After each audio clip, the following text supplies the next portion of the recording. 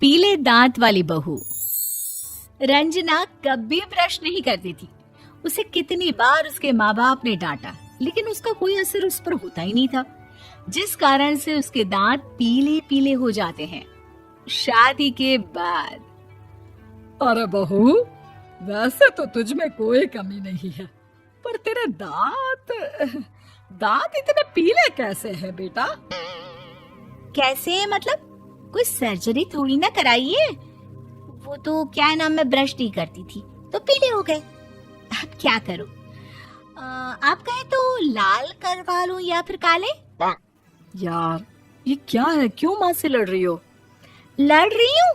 अरे मैं लड़ रही हूँ या ये बोल रही है कि दांत पीले हैं, पीले। अरे तपस्या थोड़ी ना की है इन्हें पीले करने के लिए।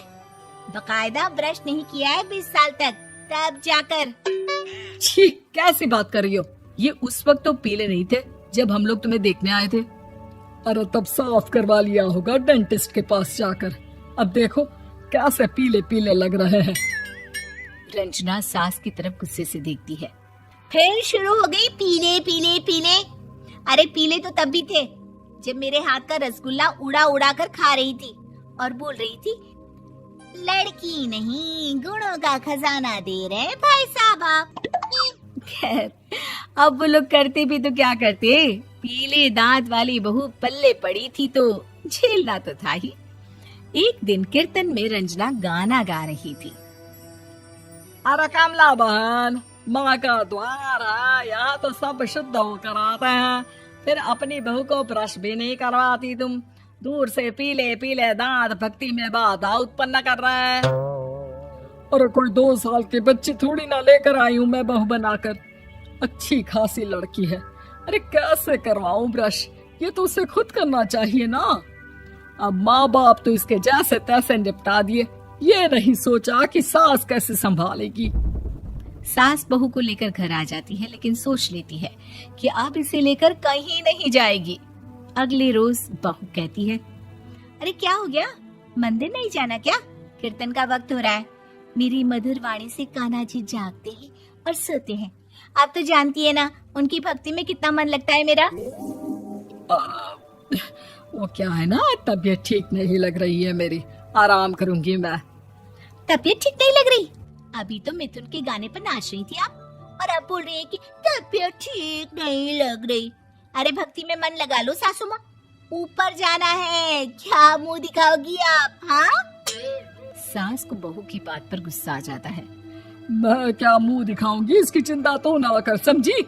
अपने मुंह की चिंता कर, जो ये पीले पीले दांत लेकर हर जगह पहुंच जाती है। पता है लोग कितना मजाक बनाते हैं। ना जी ना, मैं नहीं जाना कहीं तेरे साथ। तो ये बात है। कोई ना, मत जाओ, मैं अपने कमरे में ही बैठकर भक्ति कर लूंगी। ऊपर वाला दांत थोड़ी ना देखता है, मन देखता है, भावना देखता है। और अरे बस बस, तू सब कुछ दिखा, बस ये सफेद चमकदार दांत ना दिखाना किसी को, है? जा यहाँ से। बहू को सास की बात का कोई फर्क नहीं पड़ता, वो तो जैसी थी वैसी ही रह जाती है। सुबह नहाकर किचन में खाना बनाना, फिर खाना खाना, कीर्तन भजन करना और सो जाना।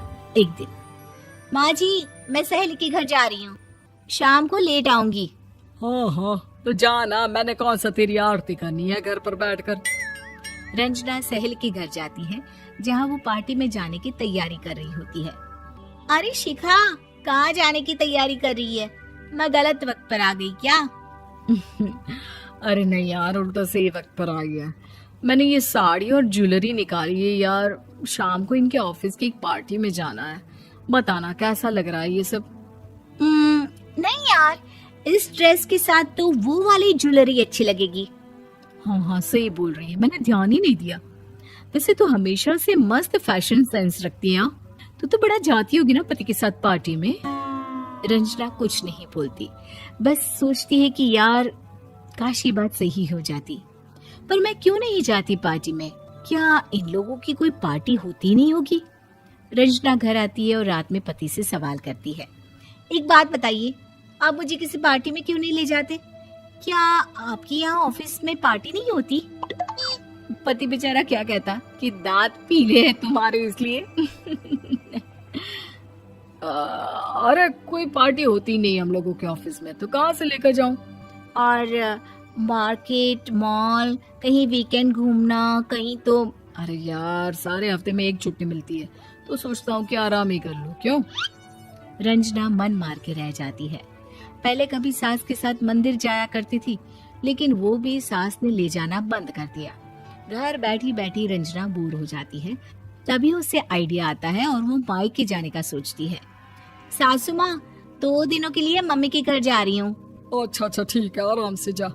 और हाँ, माँ से कुछ अच्छी आदत सीख कर आना कि कैसे शरीर के हर भाग की तरह दांतों की सफाई भी जरूरी होती है, समझी? शुरू हो गई ना आप। वो लोग आपकी तरह नहीं है कि छोटी छोटी बात का बतंगड़ बना दे। उन लोगों के लिए मैं मायने रखती हूँ, ना कि मेरे पीले पीले दांत। रंजना माँ को बिना बताए उन लोगों को सरप्राइज देती है, लेकिन जैसे ही वो दरवाजे पर पहुंचती है, अंदर देखती है कि घर वाले कहीं जा रहे होते हैं। अब माँ, काश रंजना दीदी के दांतों वाली प्रॉब्लम नहीं होती, तो वो भी हम लोगों के साथ चलती ना बुआ जी की बेटी की शादी में। हाँ बेटा, लेकिन अब उसे कौन समझाए कि उसको उसके पीले दांत नहीं दिखते, लेकिन उसके आसपास के लोगों को कितना एम्बैरेसिंग फील कराते हैं। मुझे तो कितनी बार उसके स्कूल की टीचर ने शिकायत की कि उसके साथ कोई लड़की बैठना भी नहीं चाहती, और ना ही कॉलेज में कोई उससे बात करना चाहता था। लेकिन पता नहीं क्यों उसे ये बात समझ में ही नहीं आती। कोई कमी नहीं है उस लड़की में, बस यही कि दांत पीले हैं। वो तो भला हो जीजा जी और उनकी माँ का, जो दीदी को जैसी है वैसे ही रखा हुआ है। रंजना को अपने घर वालों की बात सुनकर बहुत दुख होता है। वो सोचती है कि वो क्या करे, लेकिन फिर वो सीधा डेंटिस्ट के पास जाती है, अपने दांत चमकाती है और कसम खाती है कि वो रोज ब्रश करेगी। अरे क्या हो गया?